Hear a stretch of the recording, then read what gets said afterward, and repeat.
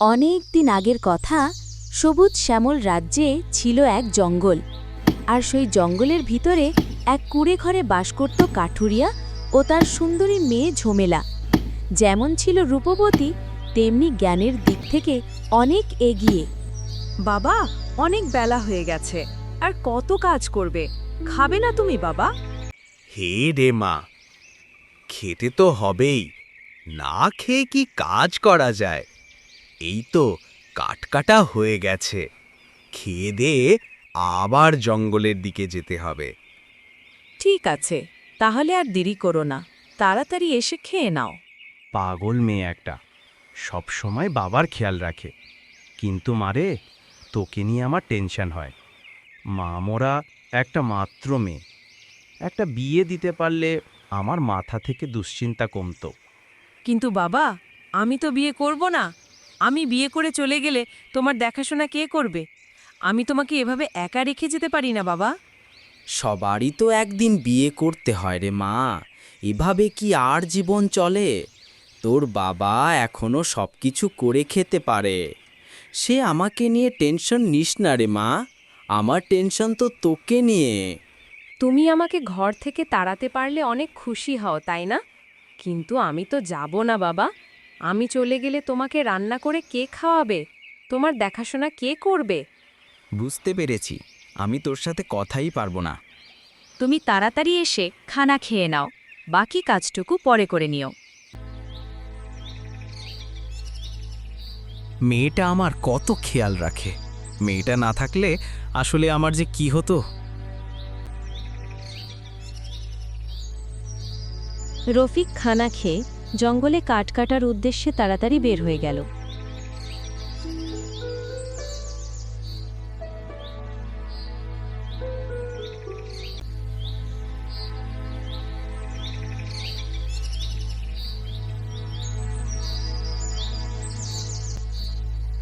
এই তো এখানে একটা গাছ পড়ে আছে, এটা কেটে নিলে আজকের খড়ি হয়ে যাবে। তাড়াতাড়ি কাজটা সেরে নি।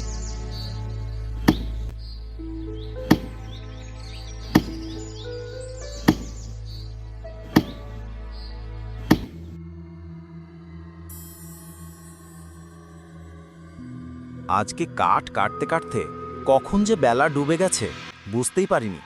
এদিকে চারপাশে শুধু হিংস্র প্রাণীদের ডাক শোনা যাচ্ছে। জানি না আর সুস্থভাবে বাড়ি ফিরতে পারবো কিনা। উরে বাবারে, এ তো বাঘ!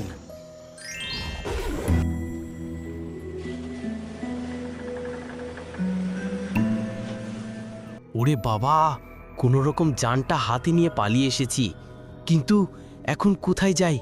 এদিক দিয়ে তো বাড়ি যাওয়া যাবে না, পুরা জঙ্গলেই তো হিংস্র প্রাণী ভরপুর, অন্য কোনো রাস্তা তো চিনি না। এখন তাহলে কোথায় যাই? ওইদিকে মেয়েটা তো ঘরে একা, আমাকে নিয়ে কত টেনশন করছে। ওই তো ওখানে আলো দেখা যাচ্ছে, ওখানে যাই। ওখানে গেলে নিশ্চিন্ত রাতটা কাটানো যাবে। এত রাত হয়ে গেল, বাবা তো এখনো ফিরল না। বাবা তো কখনো এত রাত করেনি। বাবার কোনো বিপদ হলো না তো? বাবার কিছু হলে একা এই জঙ্গলে আমি কিভাবে থাকব? হে আল্লাহ, তুমি আমার বাবাকে সুস্থ রেখো। ওইদিকে রফিক উপায় না পেয়ে আলোকে স্মরণ করতে করতে একটা পরিত্যক্ত রাজপাশের দিকে ওঠে। ওখানে গিয়ে একজন সাধু বাবার সাথে দেখা হয়ে যায়। কে তুমি? এত রাতে এখানে কি চাও?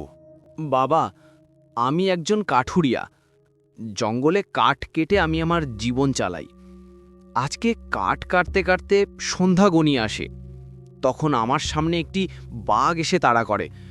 আমি উপায় না পেয়ে এখানে চলে আসে। ঠিক আছে, তুই এখানে থাকতে পারিস, তবে একটা শর্ত আছে। কাল বাড়িতে গিয়ে প্রথমে যা দেখবি আমাকে দিবি। মনে রাখবি, সেটা আমার। আমার বাড়িতে গিয়ে কি দেখব? হয়তো ভাঙা কুড়ে ঘর, আর নয়তো পড়ে থাকা পাথর। এটা সাধু বাবা নিলে নেবে। ঠিক আছে সাধু বাবা, আমি আপনার শর্তে রাজি। আমাকে আজকে রাতে থাকার সুযোগ দিন। ঠিক আছে, ভিতরে চলো, আমি তোমার থাকা খাওয়ার ব্যবস্থা করছি। সকাল হওয়ার সাথে সাথে রফিক জমিদার বাড়ি থেকে বের হয়ে বাড়ির উদ্দেশ্যে জঙ্গলে দিয়ে হাঁটতে থাকে। মেয়েটা মনে হয় আমাকে না দেখে অনেক চিন্তা করতেছে। যাই, তাড়াতাড়ি পা চালাই। বাড়িতে গিয়ে সর্বপ্রথম দেখতে পেল তার মেয়ে বাড়ির উঠানে দাঁড়িয়ে আছে। তখনই তার সাধু কথা মনে পড়ে গেল। কাঠুরিয়ার মাথায় তখন আকাশ ভেঙে পড়ে। সঙ্গে সঙ্গে কাঠুরিয়া কান্না করতে থাকে। আয় হায় হায়, এ কি সর্বনাশ হলো আমার! আয় হায় হায়, আমি প্রথমে কেন আমার মেয়েকে দেখতে পেলাম? আমার কি সর্বনাশ হলো! কি হয়েছে বাবা? তুমি এমন করছো কেন? কি সর্বনাশ হয়েছে? তুমি সারা রাত কোথায় ছিলে বাবা? মারে যান বাঁচানোর জন্য আমি এক সাধুর হেফাজতে ছিলাম। সে আমাকে শর্ত দিয়েছিল, তার এখানে থাকতে গেলে আমি বাড়িতে এসে প্রথমে যা দেখতে পাবো তা ওকে দিয়ে দিতে হবে। কিন্তু আমি তো বাড়িতে এসে প্রথমে তোকে দেখেছি। এটা তুমি কি বলছো বাবা? তুমি কি সাধুকে কথা দিয়ে ফেলেছো? হ্যাঁ রে মা, আমি সাধুকে কথা দিয়ে ফেলেছি। তুই চিন্তা করিস না, প্রয়োজন হলে আমি সাধু বাবার কাছে গিয়ে হাতে পায়ে তোকে ভিক্ষা চেয়ে নেব। না বাবা, তুমি যখন কথা দিয়ে ফেলেছো তখন চলো, এক্ষুনি সাধুর কাছে চলো। তিনি যদি সত্যিকারের সাধু হয়ে থাকে তাহলে তিনি কোনোদিন আমার ক্ষতি করবে না। ঠিক আছে, তাহলে চলো মা।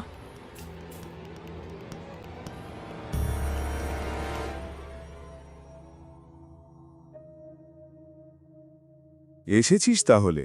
আমি তোর অপেক্ষায় ছিলাম। হ্যাঁ সাধু বাবা, আমি এসেছি। আপনি বলেছিলেন আমি বাড়িতে গিয়ে প্রথমে যা দেখব তা যেন আপনার কাছে নিয়ে আসি। আমি বাড়িতে গিয়ে প্রথমে আমার মেয়েকে দেখতে পাই। আপনি আমাকে ক্ষমা করুন। তা বললে তো হবে না। তুমি কথা দিয়েছ, কথা তো রাখতেই হবে। তা না হয়ে তোমার অনেক বড় ক্ষতি হয়ে যাবে। না সাধু বাবা, না, আমার বাবা যেহেতু কথা দিয়েছে আমি সেই কথা রাখব। আপনি বলেন আমাকে কি করতে হবে? তুমি দেখতে মাশাল্লাহ অনেক সুন্দর। তোমাকে কোনো রাজপুত্র দেখলে নিঃসন্দেহে রাজকুমারী বানিয়ে নিয়ে যাবে। তবে আমি তোমার 3টি পরীক্ষা নিতে চাই। ওই 3টি পরীক্ষা তুমি যদি পাশ করো তাহলে তুমি তোমার বাবার সাথে চলে যেতে পারবে। আর যদি পাশ না করো তাহলে তোমাকে সারা জীবন সাধু বাবার সেবা করে যেতে হবে। সাধু বাবা, এমন কাজ করবেন না। আমার মা মরা মেয়েটাকে এত কঠিন পরীক্ষা ফেলবেন না। আমি রাজি। আপনি বলুন আমার কি পরীক্ষা দিতে হবে? প্রথম পরীক্ষা, এই দুনিয়াতে সবচেয়ে মূল্যবান জিনিস কি? সময়। এই দুনিয়াতে সবচেয়ে মূল্যবান হলো সময়। সময় কারো জন্য থেমে থাকে না। সময় নিজের গতিতে চলে। একবার চলে গেলে আর ফিরে আসে না। বাহ, তোমার উত্তরটি সঠিক হয়েছে। এবার দ্বিতীয় প্রশ্ন, সবচাইতে শক্তিশালী কোন জিনিস? ভালোবাসা। কারণ ভালোবাসা ঘৃণা আর বিদ্বেষকে জয় করতে পারে। বাহ, তোমার এই উত্তরটিও সঠিক হয়েছে। এবার শেষ প্রশ্ন, কোন জিনিস মানুষকে সুখ ও তৃপ্তি দেয়? অন্যের মুখে হাসি ফোটানো। কারণ অন্যের মুখে হাসি ফুটিয়ে যে সুখ আর তৃপ্তি পাওয়া যায় তার কোথাও পাওয়া যায় না।